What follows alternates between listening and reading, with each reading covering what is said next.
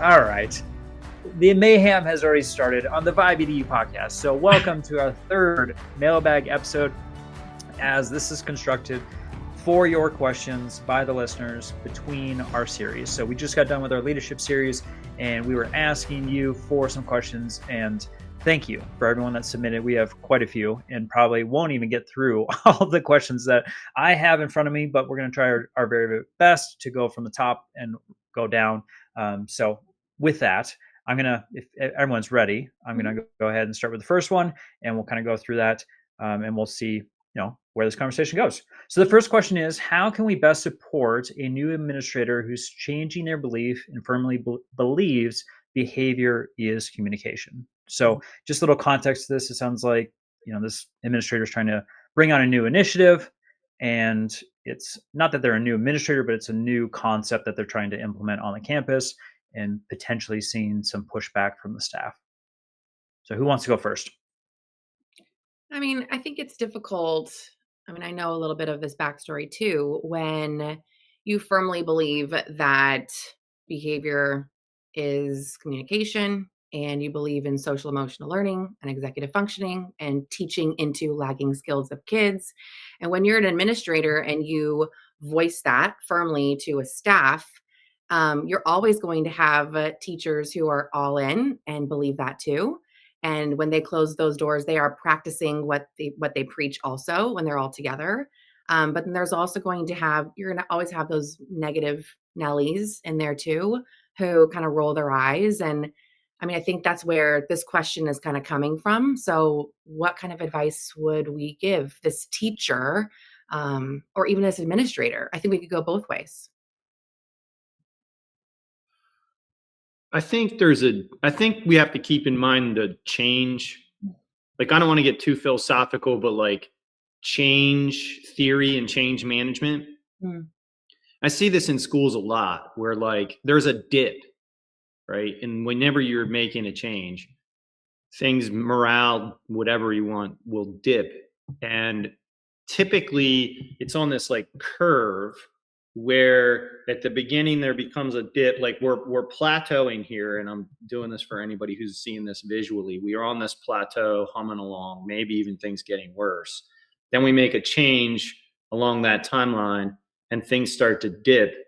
And what we want is to get past the dip to go up even further than the original line that we were on. Yes. The problem is that during that dip, when we're getting our early adopters and when there are people coming along, that morale, that feeling, that negativity that seeks in can be overwhelming. I always say that volume is not volume, meaning just because people are loud doesn't mean they're the many.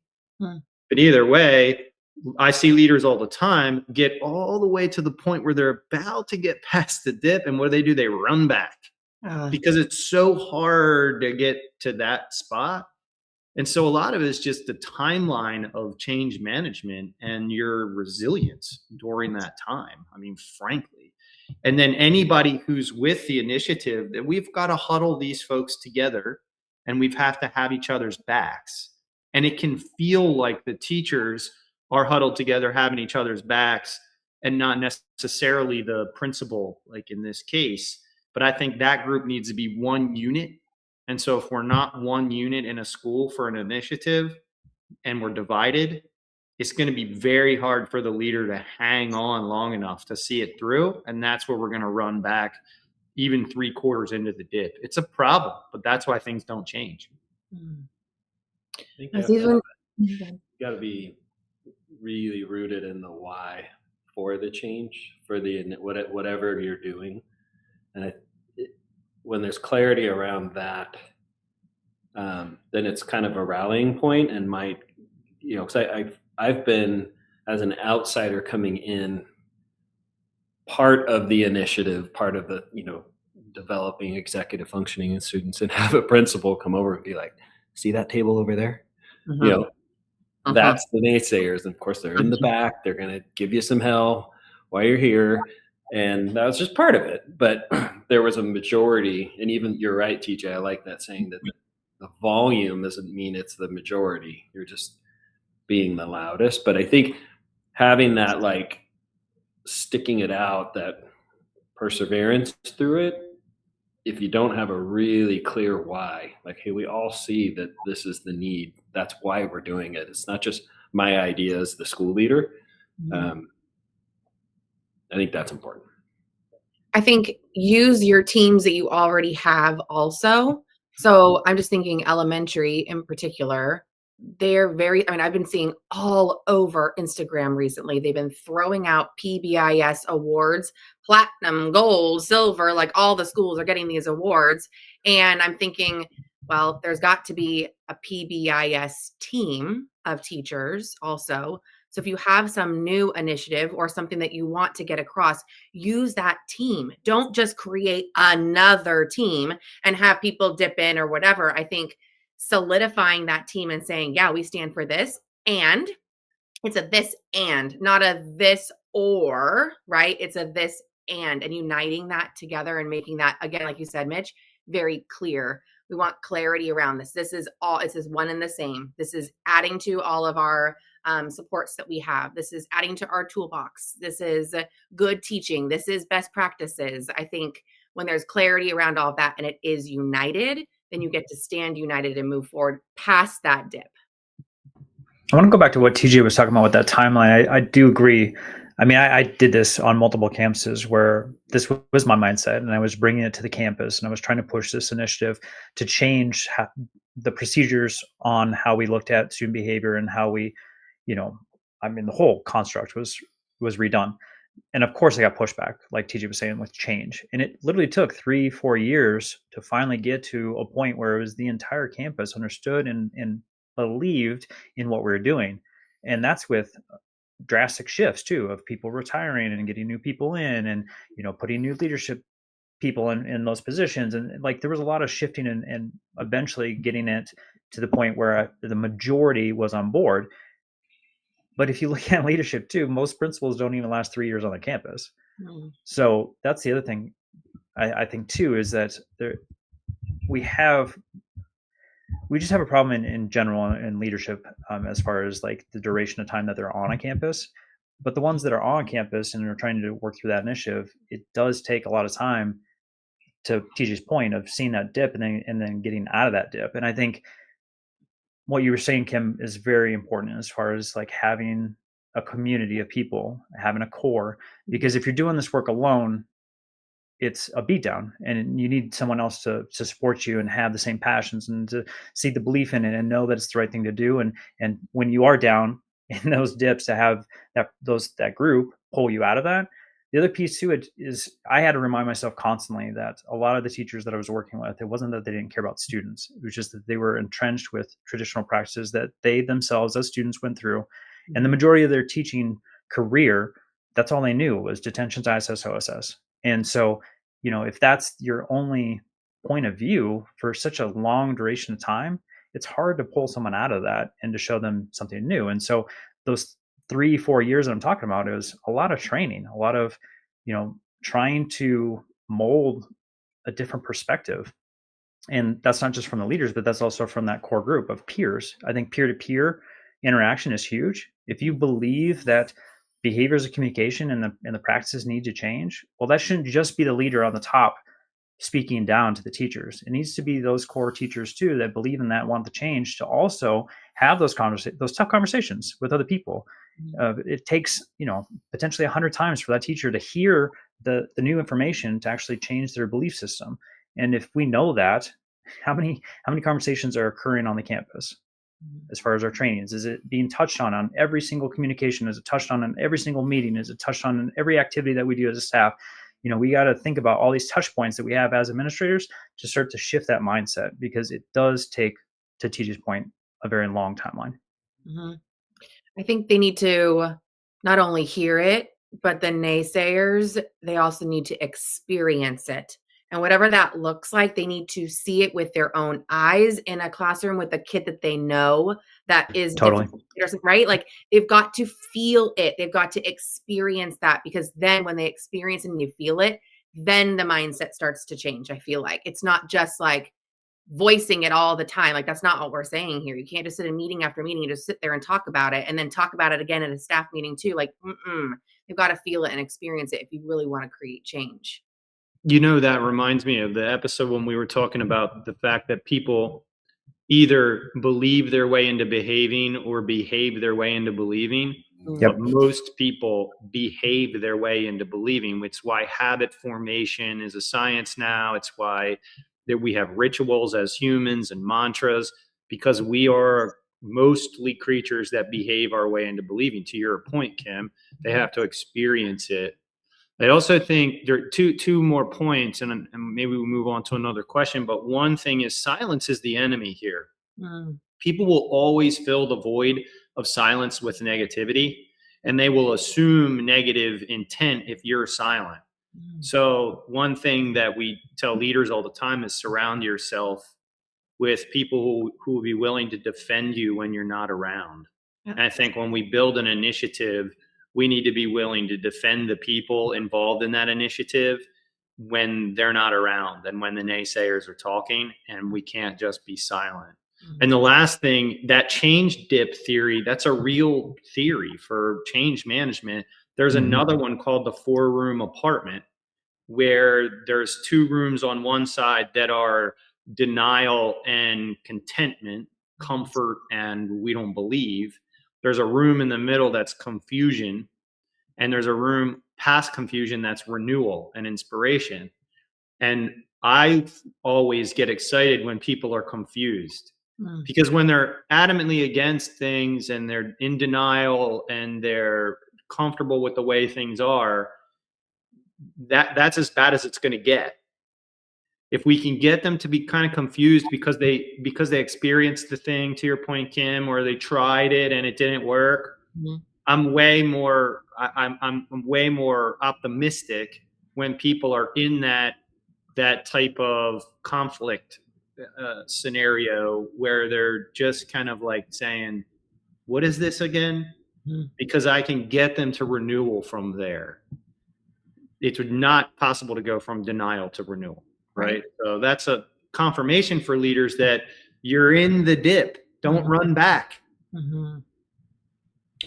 TJ, I know why you and I hit it off so much, because I'm typically like pretty confused, and you like people and you're confused. It all makes sense to me now. I was listening to you. I'm like, oh, that's why we hit it off so many years ago. I thought it was a great Lebowski, but okay. All the time. Just kidding. Well, I'm going to get to... You're good, man. All right, I'm going to get to this next question because I think it actually bridges to what TJ was just talking about. And it says, I struggle with trying to be a leader at my site, but I don't want to come across that I know everything. When I try to bring things up that I think are important, I get a lot of pushback. So I think this question is very similar to what we're talking about. But is this a teacher? This is a teacher now? It looks like a teacher trying to be a leader on their campus. Yes. Sounds like a bison to me. Just saying. I say, get over it. Who cares? I mean, I struggle with this too. Like, don't get me wrong. I was going to say, yeah. I struggle with like telling people what to do, and the bossy part of me or whatever. But I think that what I've learned over time is, if you know stuff, it's not always true that the people around you know that same stuff. And so we're all teachers at heart. I would just go for it and don't worry about the perception that you might be bossy. I've learned a lot of stuff from bossy people too, by the way. People bossy in my life, I would listen. This is obviously, this person probably already knows this, but if they are listening, in addition to that boldness, you have to walk the talk. So, and I can only imagine they do, but in time, it's like eating your own cooking. Like, I'm telling you about this because it works and it's going to help or whatever it might be, but this is what I'm doing. You want to come see the impact. You want to see me commit to it. You got to just, kind of lead by action. I'm sure that's not even needed to be said or repeated, but it's important because that person that is bossy and has a lot to say but suck as a teacher, it just rings hollow, you know. I think I felt a lot of frustration when I started speaking out, right? Like amongst my staff, like telling them this is good stuff. And I think there was a shift when I started going into their classrooms and taking over.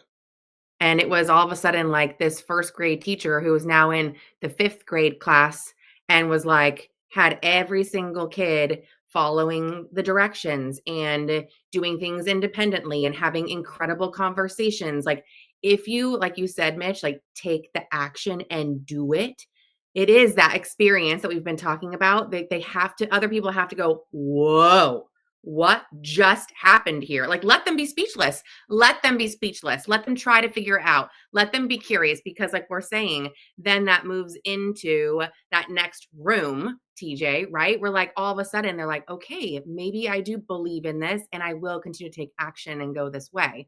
But yeah, I would say, yeah, put your money where your mouth is. Go in there and show and do, or record a video of you with your classroom and show that to a staff. I think that's powerful too, for them to go, I know those kids. Whoa, look at those kids.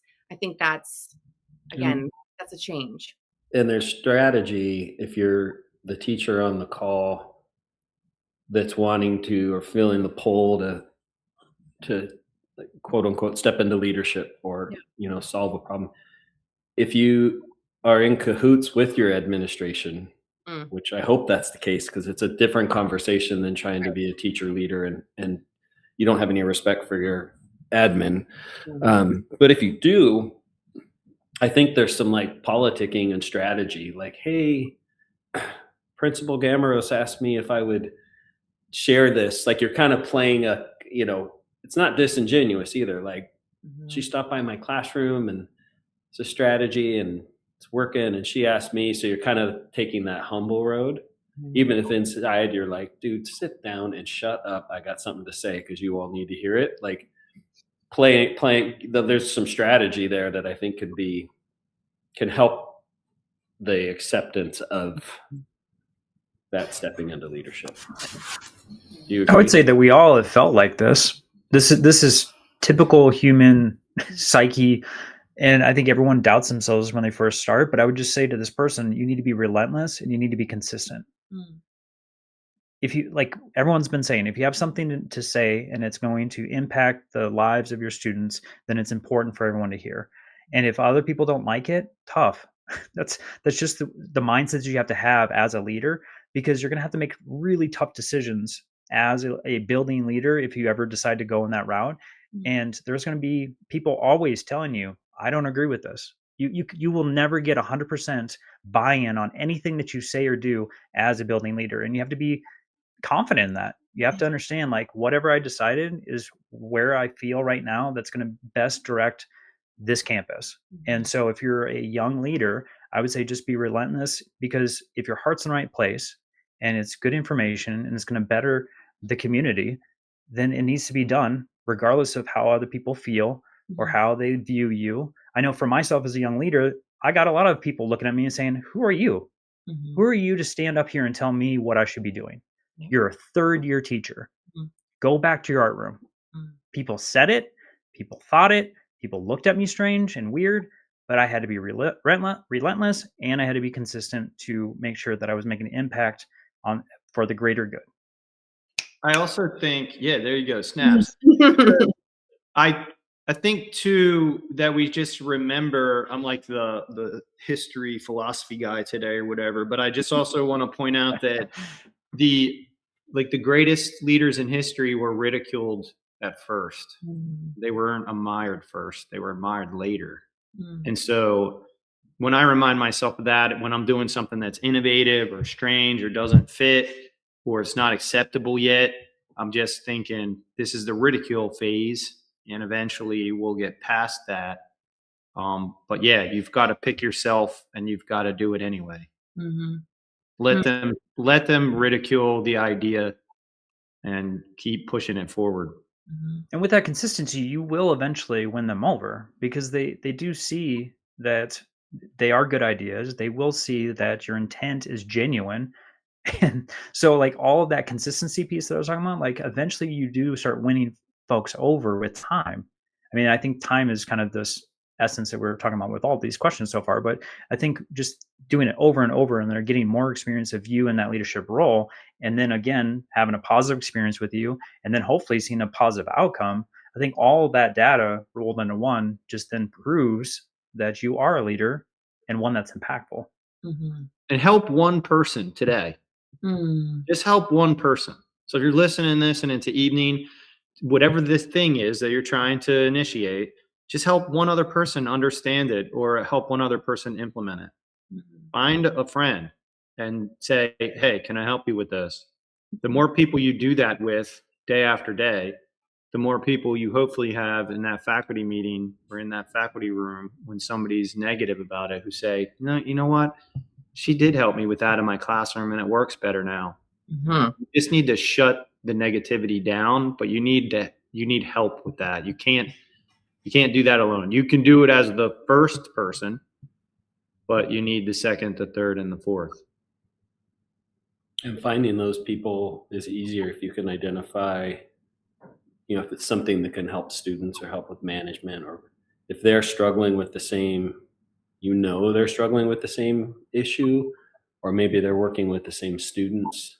You might be able to find that tribe there. That was my experience. People started stopping by my classroom because they were working with the same kids, and the kids were talking about things going on. So, and the tribe just started to form. It's a herd. Come on. Get the verbiage correct, Mitch.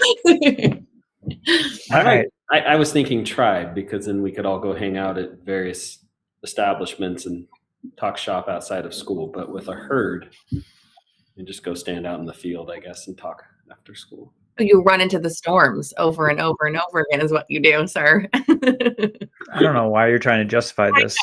Okay, I'm moving on. So this one is on PLC. So it says, what do we do when our PLC has just become an extra meeting? It isn't collaborative anymore. It's just very guided. You mean what 99% of PLC meetings are? I would just celebrate the fact that if it used to be like a legit PLC, and now it's feeling more just like a meeting, celebrate the fact that you actually experience. Because I'm sorry if I'm being like just flippant here, but so often PLCs are just another meeting. That's the truth, at least. I don't know what to do with myself. Mitch isn't usually like this. He's right, though. My friend David Brazier always says that he's never been to a PLC that was actually professional, where any learning took place, or it felt like a community. I'm like, go on, David. But it's true. I hope he's listening, because he said that I could use that line and not attribute it to him, but I just did. But you got to cite your source. It's so true about PLCs. They turn into meetings. My advice is to go back to find an article or maybe a book and go back to what the PLCs are supposed to do to support student learning. Because a lot of times when PLCs devolve, it's because people don't know what a PLC is. I mean it. It's like this concept. I think it's called, there's a concept where people have heard about it long enough, they think they know what it is. And that's true of PLCs. So I would go back and read 5 PLC books, get Richard DeForest stuff, bring an article out on PLCs from 2001 and say, hey guys, can we analyze what we're doing here based on what it says in this article, and then get back to some sense of real professional learning communities. Otherwise, the other thing I would say is then don't call it a PLC. Rename the meeting as like the field trip planners or something, but you're not at a PLC anymore. The cake cutters. What did you say? The cake cutters. Oh yeah, that's right. Cake cutters cut cake. You know what? My experience, and this is just as an outsider working with schools, but also in my days teaching, what kind of helped the PLC find its true north again was data. like looking at student data. And that means having those conversations around what are our areas of struggle, what's like the why behind all of this, and then crafting some type of low stakes, no stakes assessment, like, and get student data. And it tends to like true things up again a little bit. And at least it's different than just a meeting. And most of the time teachers are quite engaged in, even if it's just data on one assignment, like we're trying really hard on this thing. Well, what are kids learning? How do we know? What do we do about it if they didn't learn that? So, What do we do about it if they did? The data around that, that would be my advice. In addition to figuring out, going back to what a PLC is supposed to be. You know, there's a lot of positions that have been created for teachers who are now a teacher on a special assignment, who now part of their role is to, I'm going to put in air quotes, oversee a PLC. And so then it starts to kind of shift where it feels as a teacher sometimes where I'm being babysat or somebody's bringing me data. And now it feels like, well, this isn't your data. You just like see it on a screen where we live it and we feel it with our kids every single day. Right. And so I think that for teachers that are listening and they're going, I feel like I'm being babysat. I feel like it feels like a meeting. It doesn't feel good anymore. What would you guys say to those teachers? Well, I'll say two things real quick. One is, and I do this, I miss this step sometimes and have to go back to it, is to develop norms. Like, what norms are we going to live by in these meetings? And so there's real, like, professionalism norms and so forth on being on time and everything. That's, I think, reviewing those every single time. And again, sometimes I skip that step and I'm like, oh man, there's not a norm in place here for me to reference when somebody does something that I think is not appropriate for this setting. And then the second thing is, I would build some commitments. Like, we're the third grade teachers and we have some math lessons that we're all going to be doing this week. Let's do an exit ticket, or let's use this natural assessment that lives in this unit. Let's make a commitment that next time we come together, we're going to bring the student data from that assessment. That commitment today is going to transform what happens in the next meeting versus just showing up to the next one, hoping that it's going to be different than the last one. That's the definition of insanity. I have some questions just in regards to, it sounds like based on the question that something has shifted and changed, right? So identifying what that is and seeing what are the components that were making it a collaborative space versus what it is today. So what is it that we need to shift to make it, and it sounds like we're going backwards, but to a better product of both learning and community. And so to TJ's point, like, we had instructional coaches that we tasked to redesign our PLCs, and they did a phenomenal job. And that's what they did. They built norms. They asked the teachers what it is that they wanted from this space. They did activities to actually build community with the teachers instead of it just being a sit and get.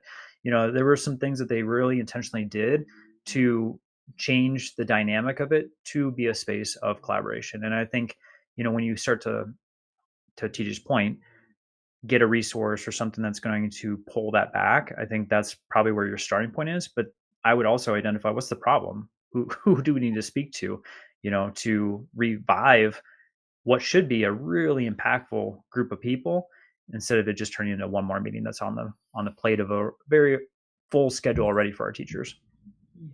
And I could see that conversation coming from leadership as an acknowledgement, like, hey, this is, we've lost our way a little bit, and the last thing I want to do ever is waste anybody's time. But these actually can be super valuable and productive meetings. And just from my experience, quite engaging too, you know, like it was 10 times, 100 times better than your typical sit and get staff meeting, where we're talking about kids and what's going on and how do we get creative about following up with them and helping them be successful. So do we have time for one more question? I mean, we could do a speed round. Okay, speed round. Go. Okay. I'm ready. Same. How do you deal with leaders Read who the aren't? question though, Josh. That was a long pause right there. No, I have For a so many speed questions. round, I have so many questions. I'm a little overwhelmed. No, I'm smiling at this one. How do you deal with leaders who aren't modeling what they expect from the teachers? Who's supposed to deal with them? The teacher? I know TJ's got something to say here, but I'd be like, ignore it. He's and smirking move on. so much for Ignore it and move on. Yeah, I'm with Mitch. That's my speed round. Ignore and move on. Like, I'm not wasting Next my question. time on the actions or inactions of other people. Mm. All right. Well, that was a great show. I thought we were doing a speed round. What, Josh? We just did. Oh, it was a speed question, not. Oh, I see. Okay. You want Tim, another what one? do you have to say in this lengthy speed round? Because we have time. I thought it was like rapid fire. We literally have 5 minutes. So And Josh's wrap up takes like 4 minutes. So, well, I will take 4 minutes. Thank you, Mitch. I have some stats here that I want to read off because we got some awards from Spotify and I want to highlight them. That's a good idea. So, Kim, But what do you say to the this up? people? What do you say to the people whose question didn't get answered? Like, let's address those since you said you I'm had saying so what many TJ questions. said. Tough. Tough. Ignore and move on. Ignore and move on, baby. Do nothing. No. for those, TJ, we have them. We're banking them, and so our next mailbag will have those available. But I had put up, for those who aren't watching on YouTube or on Spotify, I did put up, we'd love for you to continue asking questions in the comment section. So if you do have something that maybe was discussed today or a previous series, of course, we'll still be taking questions. And maybe to Mitch's point, we'll just spend a whole episode just doing a speed round, and we'll try and fly through as many questions as possible. And I'll do a better job, Mitch, I promise, of reading them quicker for you. Do the stats. Do the stats. Thank you. Okay, real quick, and then we'll wrap this up. Okay, so as people know, since we're talking about Wrapped, Spotify does a Wrapped series that they provide for podcast shows. And so for ours, we got 3 different awards. So 2025, we got Instant Hit Show. And what that means is that our debut season was more popular than 88% of other new shows. So congrats to the VIBE Edu crew. And then the next one was 2025 Talked About Show. We received more comments than 97% of other shows on Spotify. And then the last one, 2025 Most Shared Show. We received more shares than 94% of other podcasts on Spotify. So that is not only thank you for those who are on the screen, but then also for those who are listening. I mean, obviously the comments and the shared isn't anything to do with us, but for our audience and for our listeners. So we appreciate that. If you're part of Kim's community, we appreciate you there too. And the passion that continuously shows up, not only in her Zoom sessions, but then also in the comment section of both those platforms. So we appreciate you on YouTube. We appreciate you on Spotify specifically. And I just want to shout those 3 things out. My dog is so loud. Can you hear her? God. Okay, good. She's snoring away. All right. So with that, I appreciate each one of you. Happy holidays to everyone. If you have any questions for us, if you want support in any way, please reach out. We have our links as usual in the show notes, and we'd love to support you in any way possible. And with that, I hope everyone has an awesome week.